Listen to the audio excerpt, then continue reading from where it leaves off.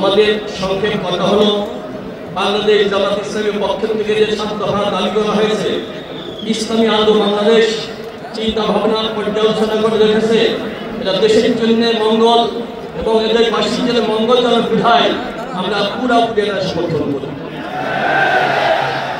সাথে সাথে স্মরণ করতে হয় গত বছরের মাসেই এই সময়ে বাতাসে বারুদের গন্ধ চলছিল এবং চতুর্দিকে গুলির আওয়াজ শোনা যাচ্ছিল, আহমেদকে হাসপাতালে নিয়ে দৌড়াদৌড়ি চলছিল, শহীদদেরকে নিয়ে কান্নাকাটি চলছিল।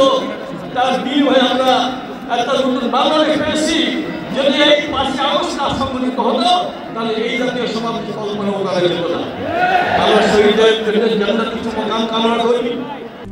RICL TMX, যুগের পর যুগ স্থাপনা থাকে মজবুত।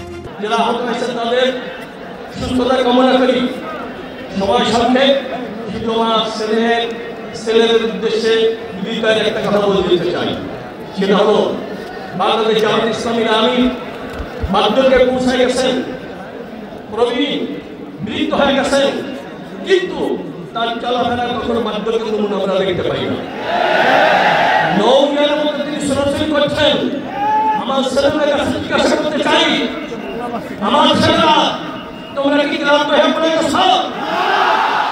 আবু সাঈদ রক্ত দিয়েছে, মুগ্ধ রক্ত দিয়েছে, তোমাদের শরীরে রক্ত নাই? করতে চাই ইসলাম দেশ মানবতার কল্যাণে যতদিন পর্যন্ত তোমরা মাটির ঝান্ডা নিয়ে সামনে চলতে থাকবে, যতদূর যাবে ইসলামী আন্দোলন বাংলাদেশে তোমরা সাথে পাবে ইনশাআল্লাহ। শুধু তাই না, দেশের আগে বললাম আপনারা সবাই থাকবে ইনশাআল্লাহ। পরবর্তীতে একটা আদর্শ বাংলা আমরা পাবো ইনশাআল্লাহ। সবাই কাছে দোয়া আছে, দোয়া করে সব শেষ করছি। আসসালামু আলাইকুম।